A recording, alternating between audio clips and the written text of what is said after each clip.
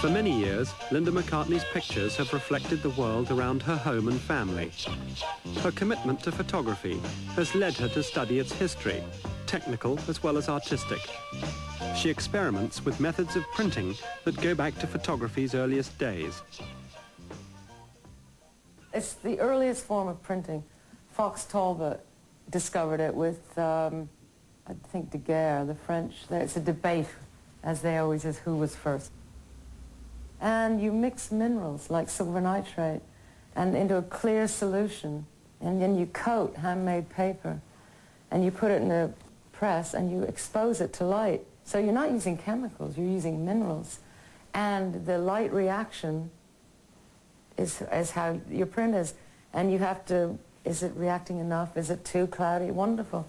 So I just got into all that way of printing. And so I could take, you need large format negatives because the print is the size of your negative.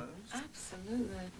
Fellow photographers Paul Caffell and William Ingram have recently revived a process called platinum printing. Positive images on metallic platinum. When finished, each print has the depth, tone and characteristics of a charcoal drawing. The results are unlike any other. Whilst preparing for a recent exhibition of her 60s work at the Royal Photographic Society, Linda McCartney decided to reproduce some of her work in this style. Oh, yes. I remember seeing him down the Bag of Nails first time he played in London. Really? He just shambled up on stage and this appeared.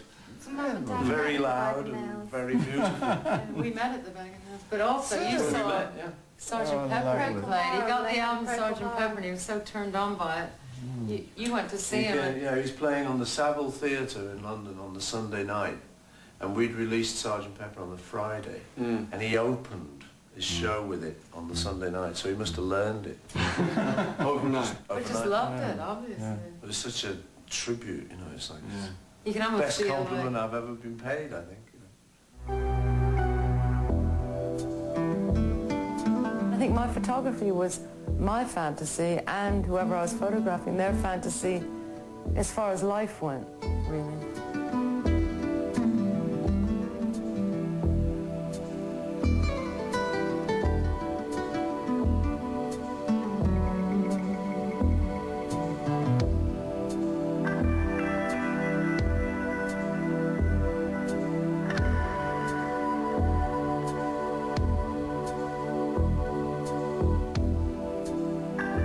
I was just capturing my special moments.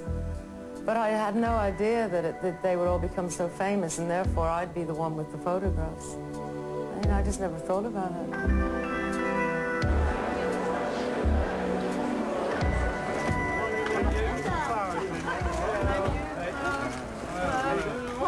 Get on your cover. I know you.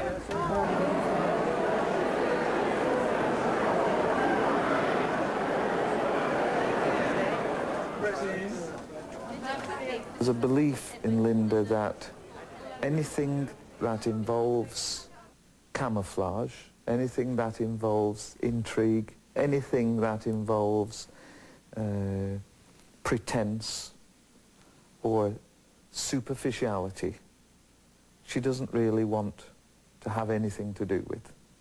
So not only is what you see also what you get, but what you hear is also what she thinks. My photography is me.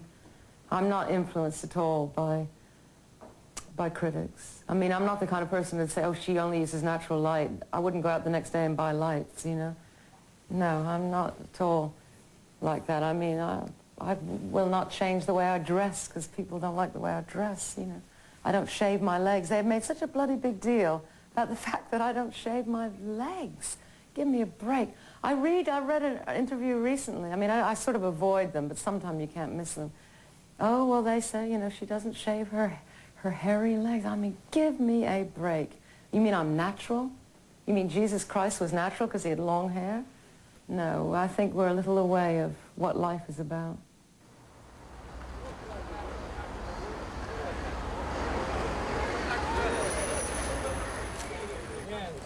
Why not?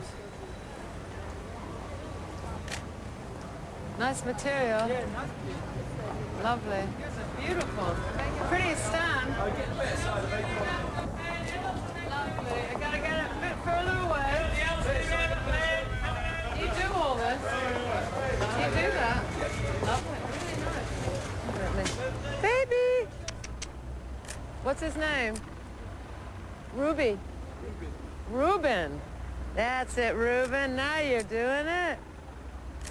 Now you're I grew up in a visual family, and I'm a very visual person. Nice. And the immediacy for me also in photography is, like, I was trying to make social comments in my photographs, still am. So, I mean, I would go and I'll take butcher shop windows or meat being unloaded from a truck, or if I could get in a slaughterhouse, I'd show the horrors of life. I'm against animal slaughter and against people eating animals and experimenting on animals and wearing animals. I do a lot of it for charity now. In other words, I don't charge anything. For Lynx, who are the anti-fur people, I did a big campaign for them to try and show people that it's horrible to wear animal skin, and that includes leather, because that's animal skin. I did a big campaign for the CPRE, to do with rural England, trying to save rural England, of an area where they were a beauty spot, where they were going to sell it to drill for oil. So photography as a social comment really interests me.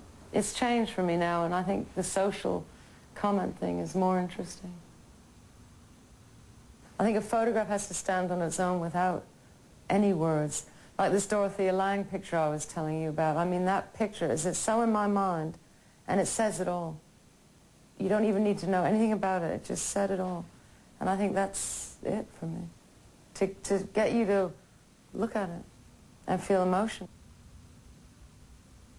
A good photograph to me is, or a good any visual, is something that will make you react, make you stop and look and think.